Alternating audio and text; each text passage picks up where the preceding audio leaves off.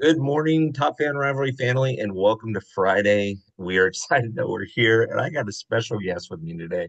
I brought the heavy hitters in for Friday, or the heavy hitter, I should say. So, a new friend of the show, new friend of mine, now is somebody that you guys would recognize. Mr. Gary Gaetti, former MLB player, is here in the show today. Gary, good morning. How are you, sir? Doing good. Thanks for having me. You It's bet. beautiful. I'm excited to have you. So I gotta know, man. I fell in love with baseball when I was like little. But when did you really kind of fall in love with the game of baseball? Well, it was at an early age because I grew up near St. Louis, about 70 miles from St. Louis, and it was big Cardinals uh, territory there, Southern Illinois. And I just remember we didn't really have television games too much, so we'd listen on the radio, and then all we really had to do activity wise was kind of sports. And the Cardinals were the ticket back then. I'd go out and pretend I was Bob Gibson and Tim McCarver and Mike Shannon and those guys, and we kind of grew up just loving baseball, and that was kind of really all we had to do. Had a nice neighborhood full of kids, and we'd go down to the local field and play ball. So it's like I'd have to say that started when I was around 4 and 5 years old. We started playing organized ball at 5 and 6. So major league rules too. When did you realize that you wanted to do it for a living, or that you could do it for a living, I should say? Well, I'm going to tell you, when I was at Busch Stadium one game, this is when I realized I was probably good enough to play at that level. You know what I'm saying? I had watched a lot of major league games in person, not a lot, but I mean, it was easy to go to the ballpark then because there's 10, 15,000 people instead of 50. But I was watching the Phillies were in town playing the Cardinals, and we were sitting down by the third base dugout. We could actually sit wherever we wanted. You didn't have to worry about your reserved seat. And I was, this is the time I was in high school, I could kind of gauge, the physical skills of the players on the field, and was getting to Yeah. that age where, my body had matured and stuff. And I realized I was watching Pete Rose play third base and throw the ball across the infield, and I was like, man, I got a better arm than he's got. I thought, well, it's like, I was kind of naive, but, physically, I was kind of gauging it off, how the flight of the ball. And it's like, man, I got a better arm than he does. He probably wasn't throwing real hard, but I was like, I know I can get it across the infield. And it just, you just kind of kept playing at the highest level that you could, And it's like, but I realized that night, I said, you know what? I got a better arm than Pete Rose. And Pete Rose is one of my favorites. I was just gonna say, I mean, at least you didn't say that you had a better swing than Pete, because Oh no, at that point I would probably have to say Gary. That's optimistic, my friend. Optimistic. I was grabbing at straw. I was grabbing for something to keep me going there and say, you know what? Maybe I can. I ran real good. But I mean, I couldn't tell how fast the guys could run, but I mean, I ran real good and consider myself a pretty good athlete. But at that time, I thought, you know what? I can maybe do this. There you go. There you go. So piggybacking on that, tell me about the time. So you get called up, you're in the locker room, you're dressing out, you're suiting up. The first time you leave the locker room, you walk through the tunnel, you walk into the dugout. First of all, what ballpark was it at? And what was the emotion like when you were realized I'm here and I'm supposed to be here? That was a long time ago too to remember everything like that. I just like it was just the progression.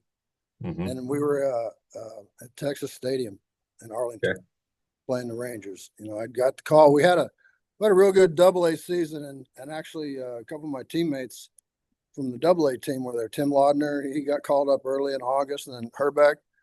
So I Okay. mean, I had some guys that I knew on the team. I mean, you kind of the veteran guys and the guys on the team, they don't really know who you are, or probably had never heard of you, and you just kind of show up and you hear all the dumb stories later about how much of a dork you were. And but it was just for me, it was like, this is just kind of like a continuation of the season. We won the Southern League, So we knew we had a pretty good team, and that was that strike shortened year, 81. Anyone? So there was a lot of changes going on, in baseball and with the Twins also. And, they had a new manager, and, they were kind of, I guess up to that point, they were kind of rebuilding every year. So they gave some young guys, a chance. But I mean, it was exciting. I don't remember all the details. And you go out and take batting practice and take some grounders, and it was nice being on a big league field. But I mean,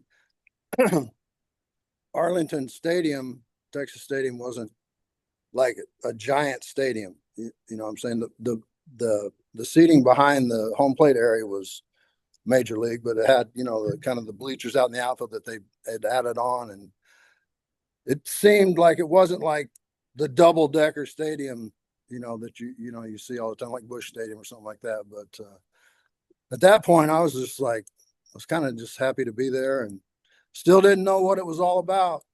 I just went out there to play baseball, and I'll be honest with you, I didn't know half the guys on my team. So, there's a lot of things, swirling around in your head. But then when the game started, it was just like normal.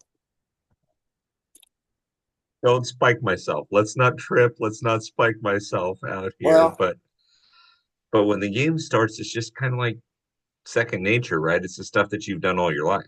that's exactly right. I did have a pretty eventful first at bat, and I Do don't tell. know, I don't know why it happened like it did, but had never faced a knuckleballer before. And Charlie Huff was pitching that night, and didn't really know. I didn't have any of my bats or anything like that. I was borrowing bats, and I think I borrowed Tim Laudner's R161, and Charlie floated me a knuckleball up there with a couple guys on, and I hit a line drive that happened to go out to left field. It was my first at bat in the big leagues, and I was like, okay, cool. I didn't realize the significance of the whole thing at the time. I was just trying to play the game, and later on in the game, I ended up making the play that kind of cost us the game, but a little bittersweet right there. But and then this year, that particular record fell for me with the big guy in New York, Aaron Judge. I had been the of all the guys that hit home runs their first time up, I had hit more than anybody until this year. So There you go. Well, at thanks, least you Aaron. fell to a pretty good athlete, Oh, right? awesome. He's, He's awesome. that guy's And I built. like, and it's funny, you get all the coverage now. So every year when somebody passes me, it's like, okay, I might get mentioned here on ESPN or something like that. And other guys pass me by. It's all good though. It's pretty It's fun. I mean, if the baseball gods created a baseball player, I think it was Aaron Judge, the way that that guy's built. I just So, like him. yeah, yeah. So speaking of players, did you have two or three like memorable experiences? Like I know you and I talked offline about one of my old pitching coaches, but did you have two or three just I'm gonna ask you about pitchers that you faced later, but did you have like two or three memories that you just thought, man, this is something I just won't forget on a baseball field? Well, obviously winning a World Series is one of those times, that's Right. just like that's the ultimate, and you see that on television now, but I'm saying that is probably the most memorable moment. I did have a funny experience in spring training the following year Okay. when the first time I faced Nolan Ryan in a spring training game. We were over in Cocoa Beach, and he had the start. And it was my first spring training, and I didn't, I'm still feeling my way around, and I remember coming up to bat and just laid the fastball right down the middle, and I crushed it and took off running a little bit. And then I looked, and it went foul right at the foul pole, and I said, okay. So I get back in the batter's box, and the next pitch hit me right between the shoulder blades. I wasn't really expecting, retribution. And I certainly didn't stop to watch, like we just didn't do that back then, where you flip your bat and run. I mean, I ran, but I saw that was going foul, so I kind of stopped and came back. Wasn't expecting it. I'm pretty sure that he had good enough control that he knew that that was going there. So he did that on purpose. I said, no, I really didn't know that he did that on purpose, but maybe one of these days I'll find out. So that was pretty memorable time. The MLB channel currently this last week's been playing that's great. They did this about 15 years ago where they did the top 20 greatest whatever, right? And they went back to 2003 when Manny got drilled, and then Pedro decided to drill Soriano and Jeter. And it just reminds me how much you just certain levels of the game have changed because nowadays you don't do that. But I'll tell you what, I want to meet the pitching coach that had enough courage to walk out to go see Nolan Ryan and say, looks like you got about 86 pitches. Your pitch counts a little high. We're gonna have to take you out, right? I want to meet that pitching coach because he'd end up on the ground looking up at Nolan Ryan or something, Well, right? that was similar to what happened in that with the Toronto team when the manager went out to talk to Max, Yeah. and he says, "Yeah, I'm all right." Yeah. You know, so Yeah. it's like, okay, Go you got to sit back love that. down. You got to love that. Yeah, I mean, there wasn't a whole lot of emphasis on pitch count back then. No, In the no. '80s, I mean, certainly going out to see Nolan. can you imagine back in your day somebody bat flipping after a home run? That was a for sure. You're going to get hit next time up. An absolute for sure. 100%. And it's turned into like kind of creative, theatrics on the player's part, which is okay. And you got to learn, if you're managing that too. I mean, how you kind of handle that. You certainly don't want to. Back then, we didn't want to show anybody up, and didn't even Yeah. really think like that. Showing anybody up, or a lot of times you hit the ball, you don't know for sure if it's gone. And there's been very few times. I know they've been homers, but it's like I wouldn't dare flip my bat. And that's Nah. and that's part of like even like the last couple of years I've coached some youth baseball, Uh-huh. and that's part of the game now. It's like how cool can you flip your bat if you think you hit one out, you know, and they see it on television, and it's just they practice that stuff. I mean, little kids practice that, which is it's all good. Yeah. It's all good. I was telling my wife one time after I don't know, I was watching a Dodger game, maybe it was last season, and somebody hit a home run. It was like the second or third inning, and he just got excited and flipped his bat. And I just went, nope. And my wife says, nope, what? And I said, if I was pitching, that guy would be wearing the ball the next time he was like, not in the second inning. Listen, if you hit a walk-off home run, fine. In the second inning, you want to showboat, you want to watch the ball? Nah, you're gonna wear one. Yeah. Just We don't had wear that one. experience in the '87 World Series. One of the first time I saw it, really got to experience it on the defensive side was when Tom Lawless hit a 3-run homer for Frank Viola and flipped his bat. It's like, oh man, and he'd only hit like one or two homers during the year, and he flipped his bat. It's like we kind of took offense to it, but it's like Mhm. you're looking back on it, it's like why not? It's his moment. That's his Yeah, moment. I'm but sure he was excited, but that's when Kent throws a tag down a little harder at first base when he's yeah, leading off or something, right? yeah, yep. Or you slide in hard at second base. Another thing you can't do anymore. Exactly. Can't You touch know, the catcher. Um, so talk to me. There's got to be a couple of pitchers that you did not like to face, and then there's got to be a couple of pitchers that you love to face. Tell me about the pitchers that you didn't like to face first, the ones that you just didn't have a lot of success with. well, a lot of times the guys you don't have success are the ones you don't face a lot. Hmm. Like I mentioned to you when we talked the other day about Don Ossie. Hmm. I mean, Hmm. through aspirin tablets, I mean, it's just one of those guys that you just couldn't pick up the ball, and he threw really hard, and just that was a different look for me. Don Ossie's one guy, Brian Harvey, Dwayne Ward. I mean, these closer guys were just sometimes impossible to hit. As far as starters go, it's like I didn't like soft tossing lefties that much. Tommy John was always a struggle, and my all-time worst, I think, was Frank Tanana. I just could not figure out, how slow he could throw the ball, and then get you off of your pitch, and then drop another curveball in there. And he was a big guy, I Hmm? really wish I could have faced him before went to his junk game instead of when he threw hard. I'd heard a lot about him throwing hard, and then it was just doo doo. I mean, guys like that, I just struggled against. Kenny Rogers, and you know, I mean, These, yeah, Gidry was just a slider machine. The lefties that threw a lot of breaking stuff and could go both sides of the plate and then slow away and hard in and those kind of guys. yeah. Watching Gidry, obviously I never faced him like you did, but watching him, he seemed like he just had you always guessing, always off that, different than Nolan Ryan. You knew that Nolan Ryan was going to throw the ball hard, even his Yeah, curveballs were hard. yeah. But Gidry just seemed like he always figured out a way to keep you off balance. Well, Gidry was the kind of guy that when is he going to throw me a fastball? you know, you keep thinking, well, surely he's going to throw me a fastball, right? No, and he threw a slider that went down, straight down. It kind of even would back up and go down a little bit, but he had a pretty deceptive motion too.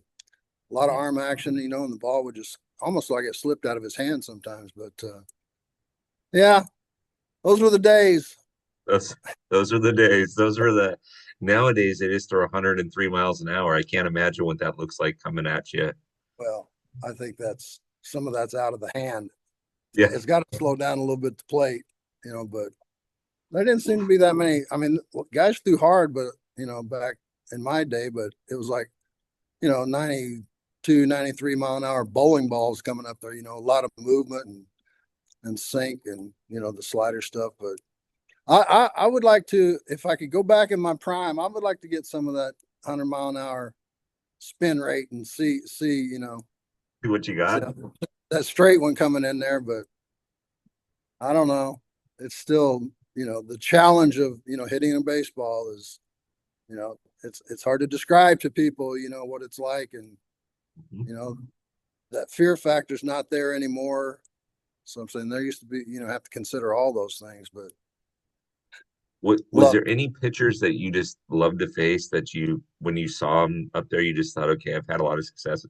I mean, I know that players don't look at the stats like we do. Oh, this guy's 8 for 19 for this guy, so whatever. But was there any players that you just, when you saw them on the hill, you thought, okay, give me a bat, let's go?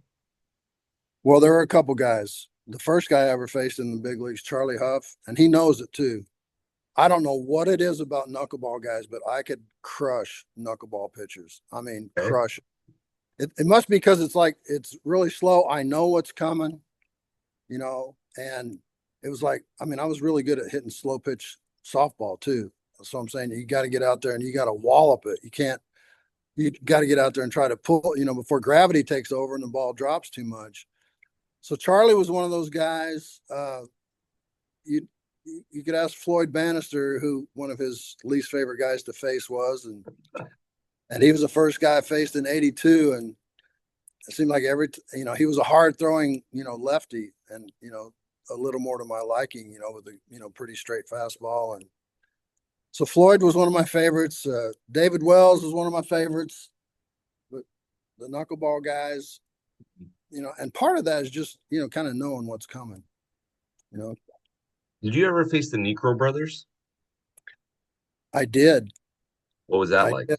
Well, they threw a harder knuckleball. I mean, Phil threw a floater like Charlie. He was a little bit older.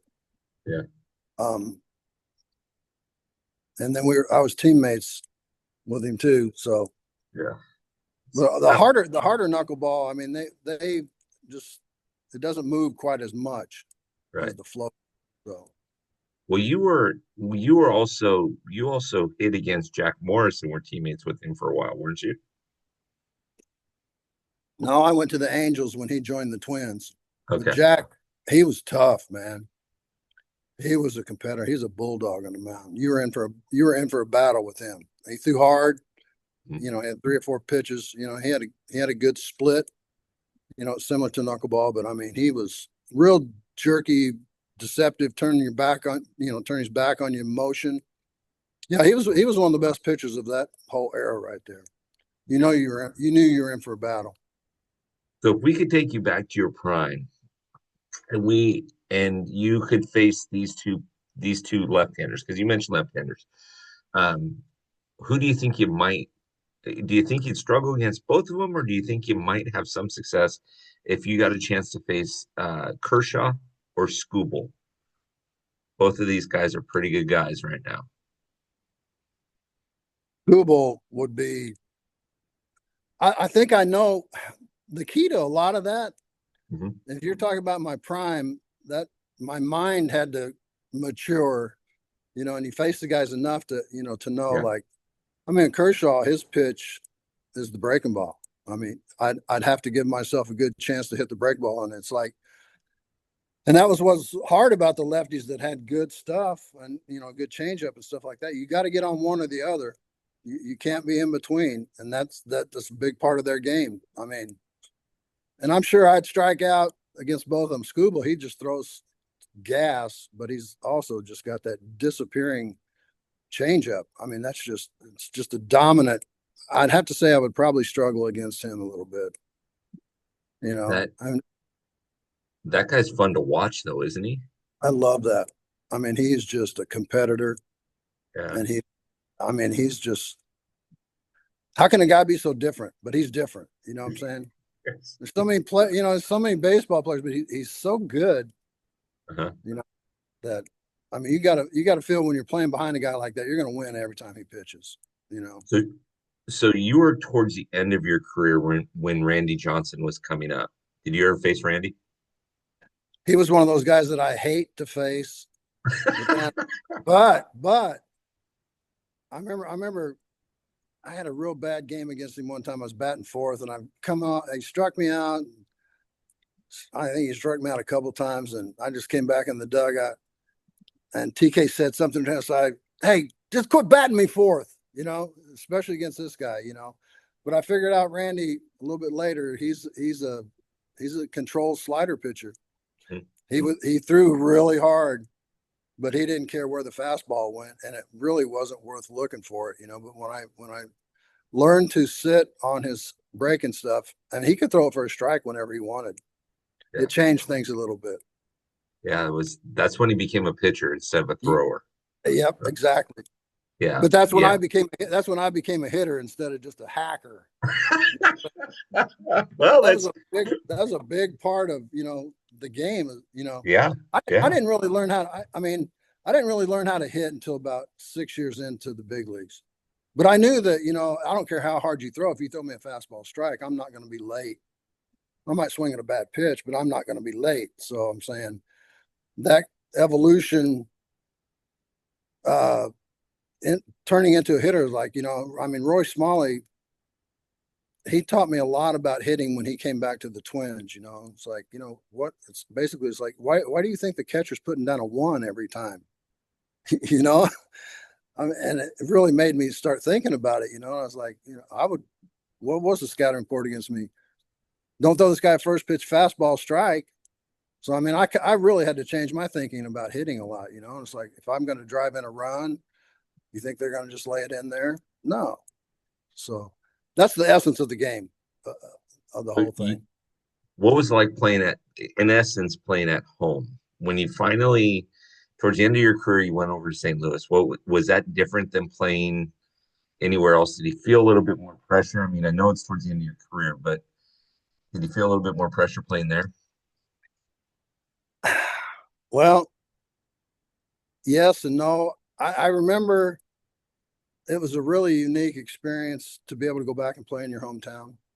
Hmm. We had played, it's weird because I beat the Cardinals in '87 and was a really a bad guy for the Cardinals, and then I come over there, they had made a bunch of changes, and Tony La Russa was over there as the manager, and I took more grief from guys in the club, the clubhouse guys, and they finally forgave me for beating them in '87. But I remember being on the field, and this is one of those things. It's like, and I'll never forget it. I'm standing at third base, just either in between innings, and it's like I had one of these warm, fuzzy moments because I remember what the smell of the ballpark was when I was a little kid. You had the beer smell and the cigars, and the hot dog smells, and it's just like, man, I'm standing at third base. I'm going, this smells just like it did when I was a little kid when I come over here watching the Cardinals. And it was one of those moments like, that makes it worth it. That makes it worth it.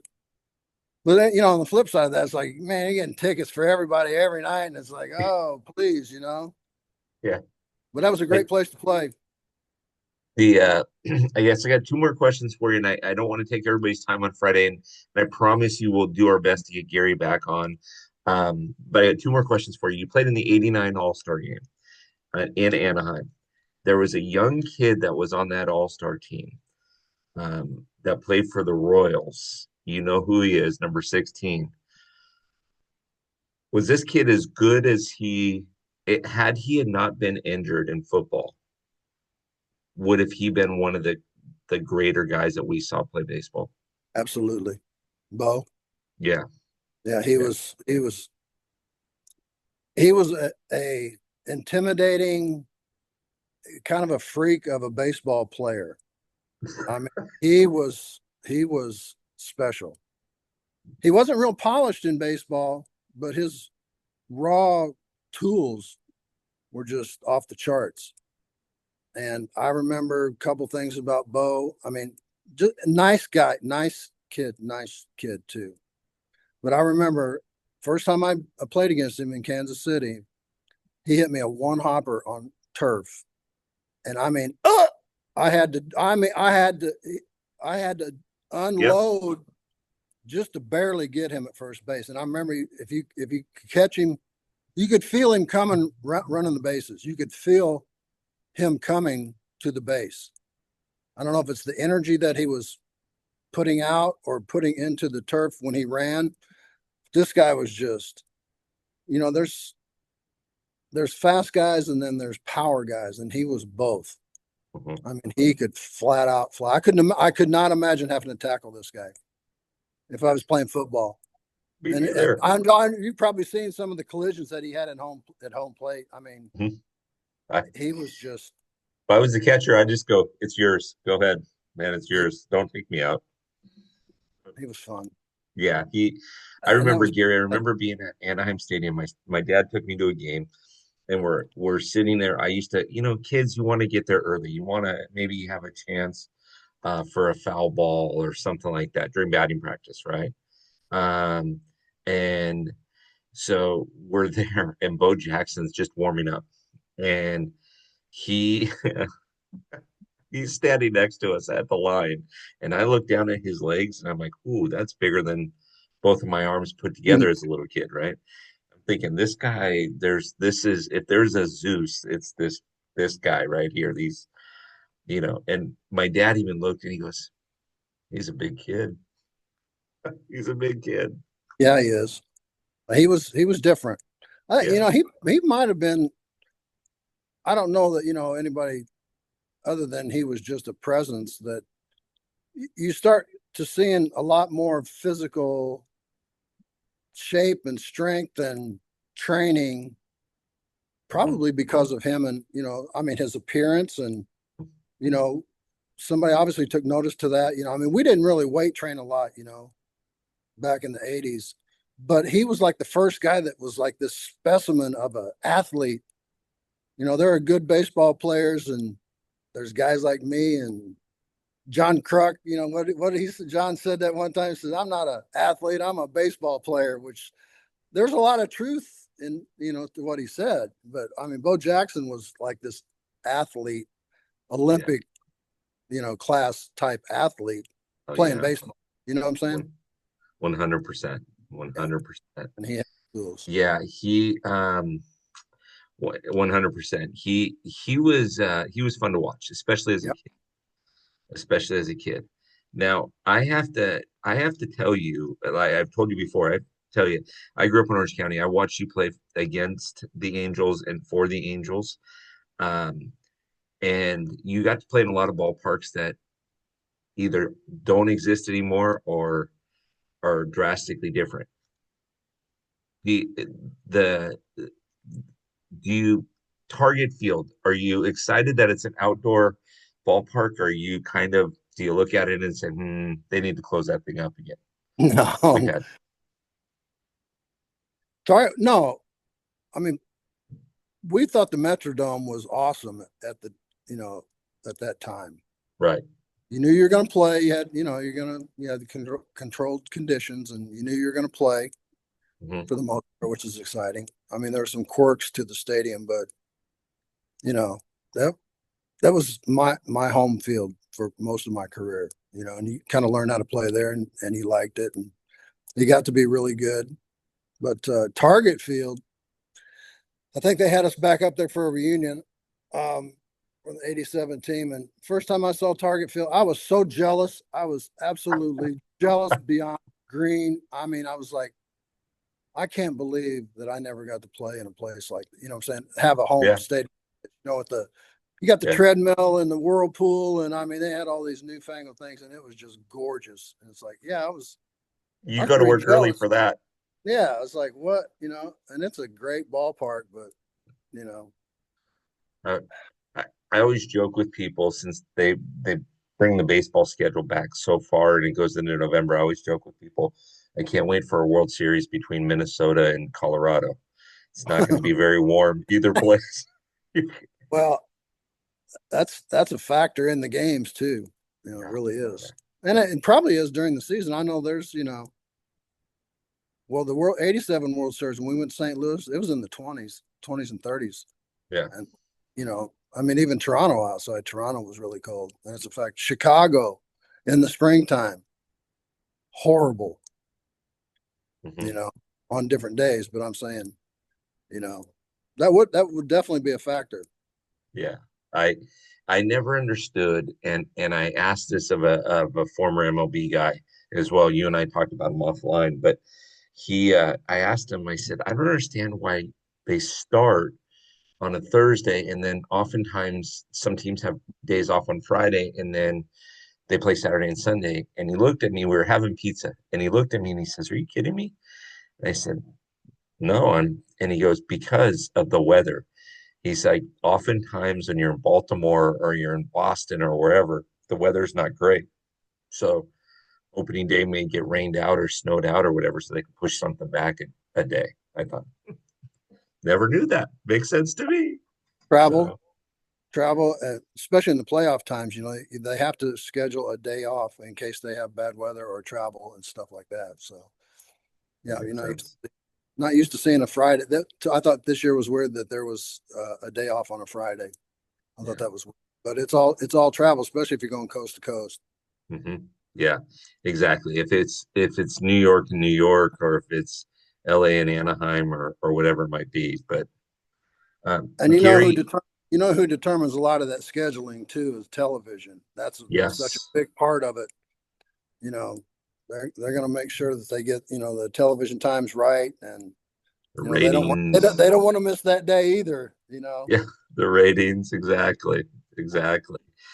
Well, I've got 100 other questions I can ask you, but I'm going to save those for the next time. If you don't mind, I'd love to have you back on again. I know that there's a few people that knew that this was happening today, and they might submit some questions to me, so I might circle back around to you and get you back on again if that's okay with you. Totally okay with me. I'll try to be a little more prepared this time. And like I said, the electronics can be an issue sometimes. I was here by myself too. It's like, what am I going to do? What am I going to do? But I You're would love, you're I love to talk about baseball, and I don't really get to a whole lot, anymore. But I sure appreciate you, having me Hey, on. I appreciate you having taken the time. Stick on for 1 second after we're done, if that's okay. And for those Top Fan Rivalry folks, this has been an honor. We've done this before with Doug DeSensei. We're now doing it with Gary Gaetti. It's such an awesome opportunity to hear these guys that experience and they live it a different way than we do as fans. So we love it. Gary, we appreciate you being on and we'll look forward to having you on again soon, my friend. Sounds great. My pleasure. You Okay. bet.